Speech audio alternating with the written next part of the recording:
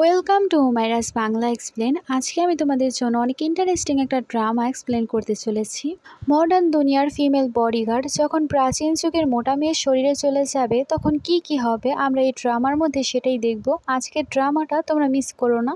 গল্পের শুরুতে আমরা আমাদের গল্পের নায়িকাকে দেখতে পাই। সে অনেকগুলো লোকের সাথে মারামারি করেছিল, একজন করে মেরে সে সবাইকে ফেলে দিচ্ছিল আর বলছিল এখন পর্যন্ত এরকম কোনো মানুষের জন্মই হয়নি যে আমাকে মারতে পারবে।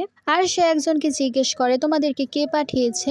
তখনই সুযোগ বুঝে একজন লোক পেছন থেকে তাকে গুলি করে বসে আর সে তখনই বিল্ডিং থেকে পড়ে যায় আর মারা যায়। তারপরে সিনে আমাদেরকে প্রাচীন দুনিয়ার সিন দেখানো হয়, যেখানে বাচ্চাদেরকে নিয়ে বাচ্চাদের আন্টি টানাটানি করেছিল। বাচ্চাগুলো অনেক কান্নাকাটি করেছিল আর বলছিল আমার মায়ের কাছে আমাকে যেতে দাও। তারা তো ভেবেছিল বাচ্চার মা হয়তো মারা গেছে। তখন তারা আবারও বাচ্চাগুলোকে টানাটানি করতে শুরু করে। তখনই সেখানে বাচ্চাগুলোর মা চলে আসে আর বলতে শুরু করে কে আমার বাচ্চাকে নিয়ে যাচ্ছে। এই মোটা মেয়েটার নাম ছিল মাউন্টেন। সে এসে তাদেরকে মারতে শুরু করে আর বলে তোমাদের এত সাহস আমার বাচ্চাদেরকে নিয়ে চলে যাচ্ছ। পেছন থেকে আরেকজন লোক চলে আসে আর বলতে শুরু করে আমি তোমাকে শেখাচ্ছি কিভাবে মারতে হয়।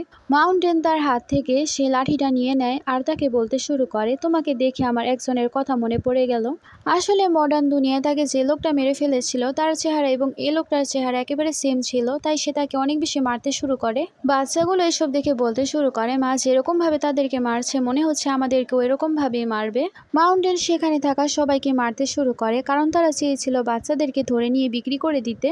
আমরা এই লোকটার অবস্থা দেখে বুঝতে পারি সে সবাইকে কিরকম ভাবে মেরেছিল। মাউন্টেন গিয়ে আন্টির ওপর বসে পড়ে। আন্টির ওপর বসার কারণে তার পেটের সব খাবার বেরিয়ে আসতে শুরু করে আর সে তাকে অনেক থাপ্পড়ও মারতে শুরু করেছিল। সে বলছিল আমি তোমার ভাবি হই, তুমি আমাকে মেরো না। তখন সে বলে কিরকম সিস্টার ইন ল তুমি আমার। তখন সে তাড়াতাড়ি করে পালিয়ে যায়। তার যাওয়ার পর বাচ্চারা যখন তাকে দেখে তখন তারা ভয় পেতে শুরু করে। মাউন্টেন সেখানে ভাবতে শুরু করে ভালোই হয়েছে, কোনো কষ্ট ছাড়া আমি 3টা বাচ্চা জন্ম দিয়ে দিয়েছি। বাচ্চাদেরকে সে ডাচ করবে, বাচ্চাদেরকে কামড় দিয়ে বলে তুমি আমার বোনকে বিক্রি করতে পারবে না। তুমি আমাকে মারতে চাইলে মারতে পারো, কিন্তু আমার বোনকে তুমি বিক্রি করতে পারবে না। বাচ্চাদের পেট থেকে গুড গুড শব্দ হচ্ছিল। তখন সে বলে তোমাদের খিদে পেয়েছে, আমি এখনই যাচ্ছি রান্না করতে। রান্না করে গিয়ে দেখতে পায় খাওয়ার মতো তো কোনো কিছুই নেই। তখন সে ভাবতে শুরু করে ভালো হতো যদি সুপার মার্কেটে যেতে পারতাম। ম্যাজিক্যাল ভাবে সে তো সুপার মার্কেটেই চলে এসেছিল আর ভাবতে শুরু করে সত্যি আমি সুপার মার্কেটে চলে এসেছি। তারপর আমরা দেখতে পাই সব বাচ্চারা অপেক্ষা করছিল কখন সে খাবার নিয়ে আসবে, কিন্তু তারা এখনো ভাবছিল খাবারের মধ্যে আবার কিছু মিশিয়ে দিবে না তো। খাবার থেকে অনেক সুগন্ধ আসছিল, কিন্তু তারা খাবার খেতে চাচ্ছিল না। ভাবছিল তাদের বোনকে নিয়ে বিক্রি করে দিবে, তারা খাবার খেয়ে অজ্ঞান হয়ে যাবে। কারণ তাদের মা মাউন্টেন তাদের শত্রুর থেকে কম ছিল না, সব সময় তাদেরকে দিয়ে সব কাজ করাতো এবং রান্না বাড়া সবকিছুই করাতো। খাবার খাচ্ছিল না, এই কারণে সে বলতে শুরু করে খাবার খাও, না হলে তোমাদের 3জনকে আমি বেছে দিব। মেয়েটা তখন খাবার খেতে শুরু করে। সে দেখতে পায় খাবার তো অনেক বেশি মজা।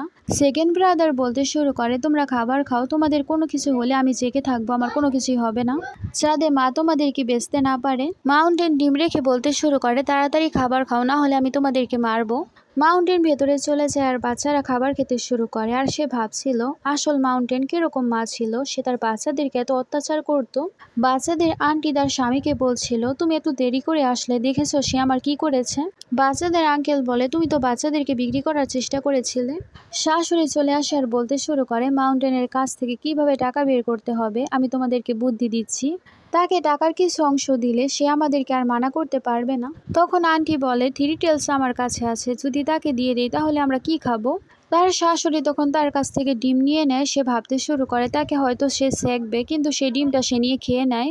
আন্টি তখন ভাবতে শুরু করে একটা ডিম ছিল সে খেয়ে নিয়েছে, আমি কি খাবো। আর সে বলে আমাদের কাছে তো খাবারের কোনো কিছুই নেই। তখন শাশুড়ি বলতে শুরু করে তারা 1 কিলোগ্রাম চাল নিয়ে গিয়েছিল, কিন্তু এখনো চাল আমাদেরকে ফেরত দেয়নি। আমরা যাবো আর চাল যদি ফেরত দিতে না পারে তাহলে তার মেয়েকে নিয়ে চলে আসবো আর তাকে বিক্রি করে দিব। আন্টি খুশি হয়েছে আর বলতে শুরু করে আপনি তো অনেক ভালো একটা বুদ্ধি দিয়েছেন। আন্টির হাজবেন্ড বলতে শুরু করে তাহলে যদি সে আমাদের মারে আমরা কি করব। আন্টি বলে তারা তো কোনো হকই নেই, সে তো বাচ্চাদের জন্য কোনো কিছু নিজে থেকেই করতে চায় না, তাই ভালো হবে আমরা বাচ্চাদেরকে নিয়ে বিক্রি করে দিব, তারা ঝামেলাও কমে যাবে। তারা 3জন সেখানে পাগলের মতো হাসতে শুরু করে। পরের দিনের সকালে সে দেখতে পায় মাউন্টেন সেখানে এক্সারসাইজ করছিল। তখন সে ভাবছিল মা কেন আজকে এক্সারসাইজ করছে। তারা অবাক হয়ে যায়। তখন একটা বাচ্চা বলতে শুরু করে, আমরা আমাদের কাজ করে ফেলি, না হলে কিন্তু সে মারবে। বাচ্চারা কোনো কাজ করবে মাউন্টেন চলে আসে আর বলতে শুরু করে, তোমাদের কোনো কাজ করতে হবে না, আজকের পর থেকে সব কাজ আমিই করব। মাউন্টেন সেখানে কাঠ ওঠানোর চেষ্টা করছিল, কিন্তু সে এত বেশি মোটা হয়ে গিয়েছিল সে তো ধরতেই পারছিল না। তখন সে তার মেয়েকে বলে এটা উঠিয়ে দিতে। মেয়ে বাচ্চাটি তখন সে কাঠ উঠিয়ে দেয় আর সে লাকড়ি বানাতে শুরু করে। মেয়ে বাচ্চাটি তখন বলতে শুরু করে, মা তুমি তো অনেক বেশি শক্তিশালী। তাকে তার সেকেন্ড ব্রাদার বলছিল তারা জালের মধ্যে পা দিবে না, সে আমাদের বোকা বানাচ্ছে আমাদেরকে বেচার জন্য। আন্টি এসে বলতে শুরু করে, তোমরা 1 গ্রাম চাল নিয়েছিলে, তাড়াতাড়ি করে সে চাল দিয়ে দাও, না হলে তোমার মেয়েকে দিয়ে দাও। মাউন্টেন বলে 1 কিলোগ্রাম চাল তো এখন আমার কাছে নেই। তখন সে তার হাজব্যান্ডকে বলতে শুরু করে, দেখো খাবার না খাওয়ার কারণে আমার স্বামীর কি অবস্থা হয়ে গেছে, সে যদি ঠিকমতো খাবার না খায় তাহলে কিন্তু সে মারা যাবে। তোমার মেয়ে রুইকে আমাকে দিয়ে দাও, তাকে আমি বিক্রি করে দিব। তাছাড়া তুমি তার সাথে যেরকম ব্যবহার করো তুমি তাকে দিয়ে দাও, এটাই ভালো হবে। আন্টি সেখানে নাটক করতে শুরু করে আর বলে, তোমার কারণে দেখো আমার স্বামীর কি অবস্থা হয়ে গেছে, তাড়াতাড়ি করে চাল এনে দাও। সে আরও অনেক কিছুই বলছিল, কিন্তু সে সামনে যেতে অনেক বেশি ভয় পাচ্ছিল, কারণ সে যদি আবারও তাকে মারে। মাউন্টেন বলে, ঠিক আছে আমি তোমাকে চাল দিয়ে দিব। ঘরের মধ্যে চলে যায়, কিন্তু সে সুপার মার্কেটে যেতে পারছিল না। বারবার সে আগের মতোই করতে শুরু করে, কিন্তু সে যেতে পারছিল না। বাইরে থেকে তখন আমরা দেখতে পাই মেয়ে বাচ্চাটাকে নিয়ে যাওয়ার চেষ্টা করা হচ্ছিল। ভাইগুলো চেষ্টা করছিল তার বোনকে বাঁচানোর জন্য। মাউন্টেন বলে তাকে ছেড়ে দাও, তখন সে বলে আগে চাল দাও তাহলে ছেড়ে দিব। মাউন্টেন বলছিল যে আমি পাঠিয়ে দিব, কিন্তু সে বলে এখনই দাও তাহলে তোমার বাচ্চা ছেড়ে দিব। মাউন্টেন বলে, তুমি কি আমার স্বামীকে ভয় পাও না?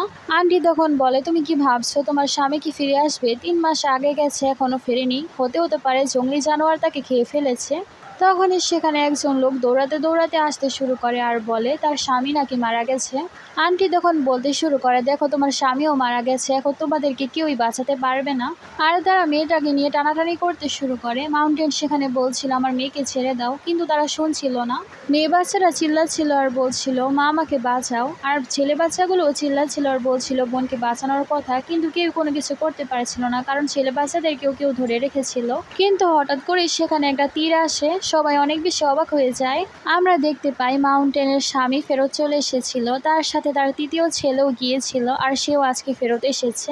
মাউন্টেন সেখানে মুগ্ধ হয়ে তার হাজবেন্ডকে দেখতে শুরু করে, আর অন্যদিকে আঙ্কেল বলছিল সে দিকে কতগুলো খরগোশ মেরে তারপর এসেছে। মেয়ে বাচ্চাটা সুযোগ বুঝে তার আন্টির হাতের মধ্যে কামড় দিয়ে সেখান থেকে চলে যায় আর তার বাবাকে বলে, বাবা তুমি ফেরত চলে এসেছো, তারা আমাদের সাথে অনেক খারাপ করেছে।